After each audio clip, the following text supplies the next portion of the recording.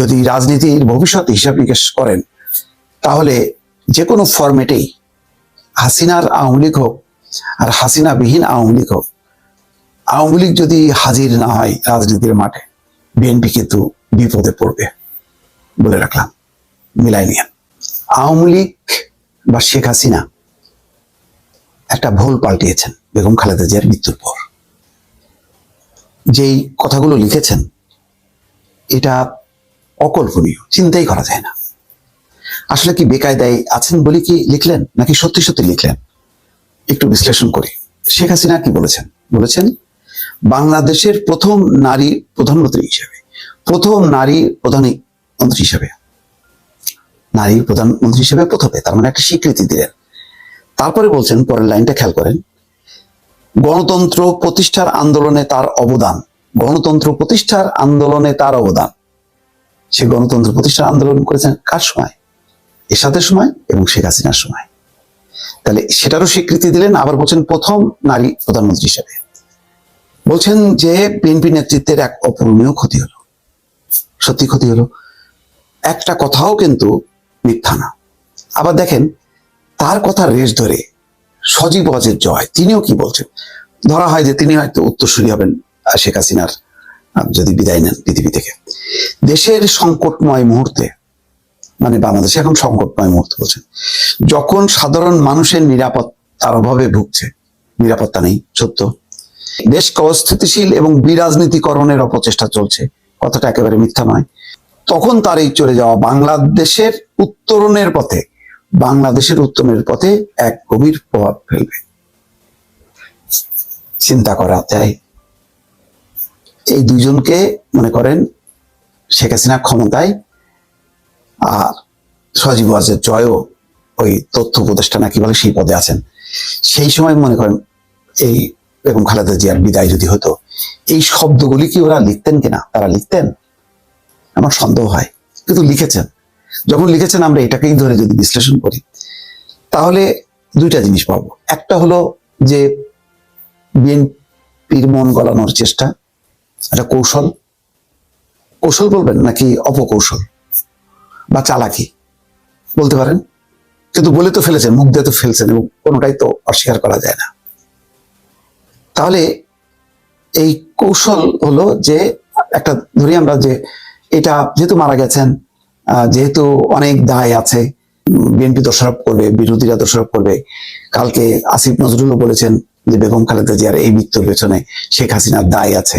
তো সুতরাং দায় মুক্ত হওয়া চেষ্টা, ভার মুক্ত হওয়ার চেষ্টা, প্রতিপক্ষকে চিরপ্রতিদ্বন্দ্বী যিনি ছিলেন তিনি না থাকলেও তার পুত্ররা আছেন, সেই রাজনীতি তো তারাই ক্যারি করবেন, তাদের সহানুভূতি পাওয়া, তাদের মন গলানো, এটা হতে পারে। আর একটা হতে পারে হয়তো একটা সুদূর প্রসারী একটা রাজনৈতিক উদ্দেশ্য আছে, সেটা খারাপ বা ভালো এটা আপনারা বিশ্লেষণ করবেন। সেটা হলো যে আওয়ামী লীগ তো আসলে ঝাড়ে বংশী শেষ, কিছুই নেই।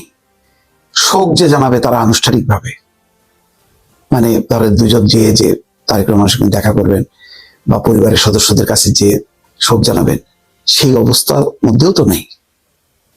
মানে আওয়ামী লীগ হিসেবে তারা পথে ঘাটে কোথাও বেরোতে পারেন না। এবং দেখেন একসময় খালেদা জিয়ার একটু যাতে মুক্তি দিয়ে চিকিৎসা করা যায়, দলও করেনি, যদি মাইন্ড করে, সেজন্য পরিবারের সদস্যরা মানবিক কারণে বারবার গেছে, আর বারবার এই চিঠি করে, একবার হোম মিনিস্ট্রিতে পাঠায়, একবার ল মিনিস্ট্রিতে পাঠায়, ল মিনিস্ট্রি হোম মিনিস্ট্রি পাঠানোর পরে 7 দিন 8 দিন 10 দিন পরে বলে যে না, আইনগত কারণে সম্ভব হচ্ছে না, রিজেক্ট করে। প্রতিবার এই চালাকিটা করছে, এবং হয়তো এর মূল হোতা হচ্ছে আনিসুল হক বা শেখ হাসিনার এই মানে চালাকি বা কূটকৌশল। যাই হোক, আজকে এই বার্তা দেওয়ার মধ্যে দিয়ে আওয়ামী লীগ কি আবার বেঁচে যাওয়ার চেষ্টা করছে যাতে তারেক রহমান ক্ষমা করে দেন?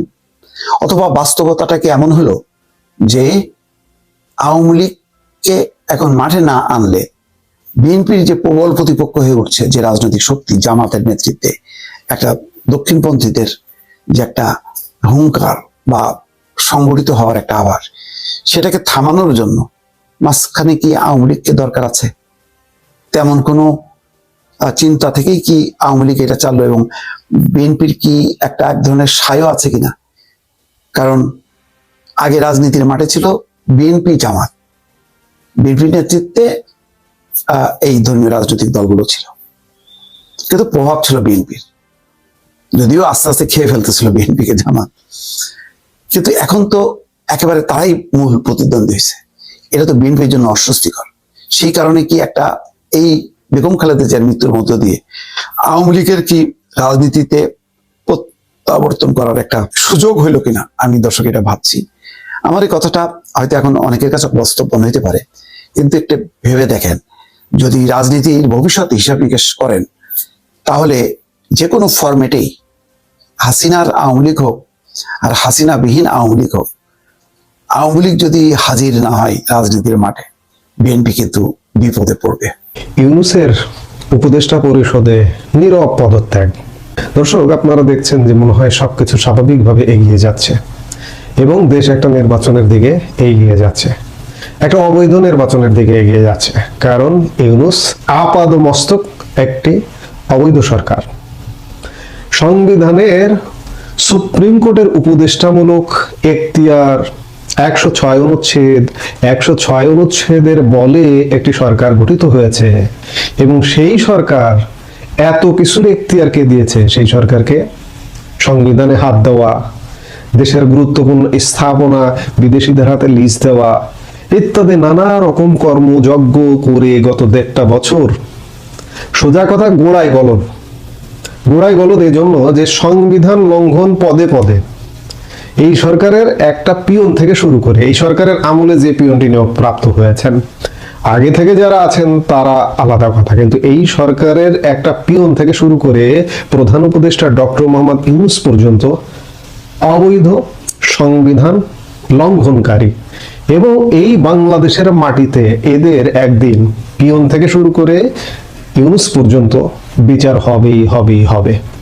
আমরা দেখতে পাচ্ছি যে সবকিছু এগিয়ে যাচ্ছে, কিন্তু খেয়াল করে দেখবেন, তীব্রভাবে একটু যদি নিবিড়ভাবে পর্যবেক্ষণ করেন, দেখবেন যে ইউনূসের উপদেষ্টা পরিষদ বা উপদেষ্টার মর্যাদা বা মন্ত্রী মর্যাদা, প্রতিমন্ত্রী পদমর্যাদার লোকজন যারা একটু অ্যাডভান্স, যারা একটু অগ্রগামী, যারা বোঝেন, রাতের বেলা শুয়ে যখন চিন্তা করেন যে ইউনূস সরকার, এই সরকারটার বৈধতাটা কতটুকু, কিংবা এই সরকারটা নিয়ে ভবিষ্যতে কি কোনো বিপদ হতে পারে কিনা, কিংবা এই সরকারকে সার্ভ করার দায়ে আমি কি কাঠগড়ায় দাঁড় করাতে পারি কিনা, খুব ব্যাপক না হলেও সীমিত কিছু মানুষ ইতিমধ্যেই বুঝে গেছেন, যার কারণে সুকৌশলে তারা আস্তে আস্তে কিন্তু সটকে পড়েছেন।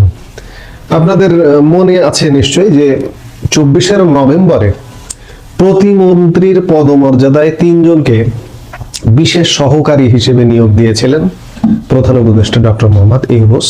এই 3 বিশেষ সহকারীকে স্বরাষ্ট্র, স্বাস্থ্য ও শিক্ষা মন্ত্রণালয়ের উপদেষ্টাদের সহযোগিতার দায়িত্ব দেওয়া হয়েছিল এবং তারা প্রতিমন্ত্রী মর্যাদা সম্পন্ন। এজন্য তাদের ওসব মন্ত্রণালয়ে নির্বাহী ক্ষমতাও দেওয়া হয়েছিল। এর মধ্যে স্বরাষ্ট্র মন্ত্রণালয়ের বিশেষ সহকারীর দায়িত্ব পেয়েছিলেন পুলিশের সাবেক মহাপরিদর্শক আইজিপি খোদাবক্স চৌধুরী। স্বাস্থ্যের দায়িত্ব পেয়েছিলেন বঙ্গবন্ধু শেখ মুজিব মেডিকেল ইউনিভার্সিটির স্বল্প কয়েকদিন ইউনূস আসার পরে কয়েকদিন উপাচার্য হিসেবে দায়িত্ব পালন করেছিলেন অধ্যাপক সাইদুর রহমান, এবং শিক্ষা মন্ত্রণালয়ের দায়িত্ব পেয়েছিলেন অধ্যাপক আমিনুল ইসলাম। অধ্যাপক আমিনুল ইসলাম পদত্যাগ করেছেন আরো আগে, যখন উপদেষ্টা ওয়াহিদুদ্দিন মাহমুদ শিক্ষা থেকে ছেড়ে দিয়ে পরিকল্পনায় গেলেন এবং সিআর আবরার এলেন শিক্ষায়। সেই সময় একটা আলোচনা উঠেছিল যে অধ্যাপক এম আমিনুল ইসলামকে শিক্ষায় দায়িত্ব দেওয়া হবে, পরে তাকে দায়িত্ব দেওয়া হলো না, যার কারণে তিনি হয়তো লজ্জায় যেভাবে হোক নিজেকে অবমাননাকর মনে করেছেন, বিধায় তিনি সেই সময় পদত্যাগ করেছেন। আর অতি সম্প্রতি মাত্র কয়েকদিন আগে খোদাবক্স চৌধুরী স্বরাষ্ট্র থেকে পদত্যাগ করেছেন। আর গতকাল মধ্যরাতে খবর পাওয়া গেল যে অধ্যাপক সাইদুর রহমান, তিনি স্বাস্থ্য মন্ত্রণালয়ের দায়িত্বপ্রাপ্ত বিশেষ সহকারী ছিলেন, তিনি পদত্যাগ করলেন। অর্থাৎ 3 জন বিশেষ সহকারী একযোগে নিয়োগপ্রাপ্ত হয়েছিলেন। এই 3 জন বিশেষ সহকারী একে একে বিদায় নিলেন। কেন? আমি শুরুতেই বললাম যে রাতের বেলা শুয়ে যদি একটু চিন্তা করেন, এই সরকারের প্রত্যেকটি মানুষ, এই যে নির্বাচন কমিশনার নাসির সাহেব নির্বাচন করতে যাচ্ছেন, তার কি একবারও মনে হয় না যে তার পূর্বসূরি দুজন জেলে বন্দী হয়ে আছেন? তিনি কি পার পাবেন? পার পাবেন না। যারা সময়ের আগে ভাবনা ভাববেন তারা হয়তো নিরাপদে দেশ ছেড়ে চলে যেতে পারবেন।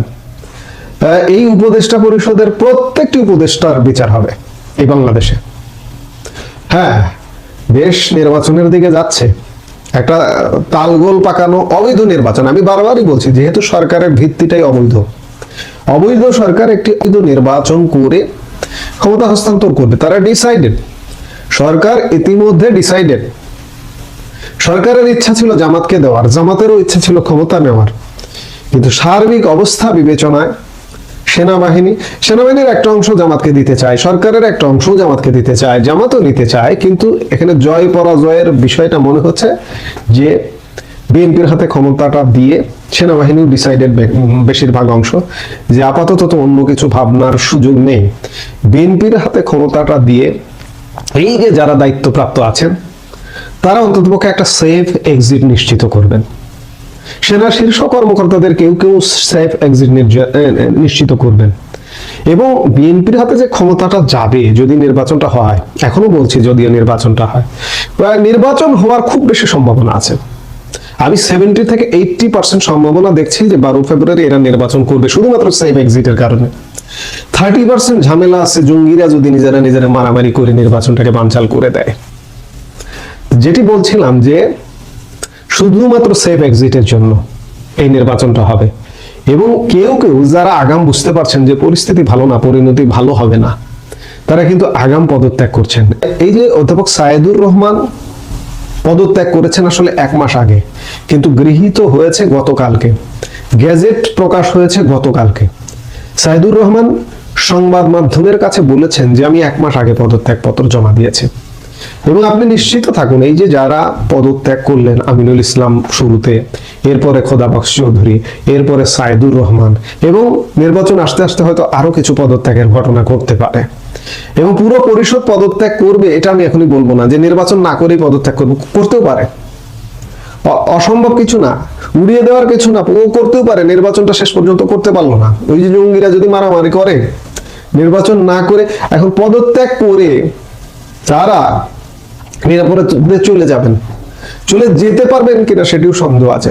যেই হোক, যারা আগাম বুঝতে পারছেন যে পরিস্থিতি ভালো না, তারা পদত্যাগ করছেন। এবং তারা প্রত্যেকেই ঠান্ডা মাথায় রাতে শুয়ে শুয়ে যদি চিন্তা করেন যে ইন্টারিম থাকতে থাকতে তারা বিদেশে পাড়ি দেবেন, কারণ তারেক রহমানকে যদি দায়িত্ব দেওয়া হয় সেই টাইমটা হবে অনেক রিস্কি, সেই সময় দেশ ছাড়া যাবে কিনা সে ব্যাপারে সন্দেহ আছে।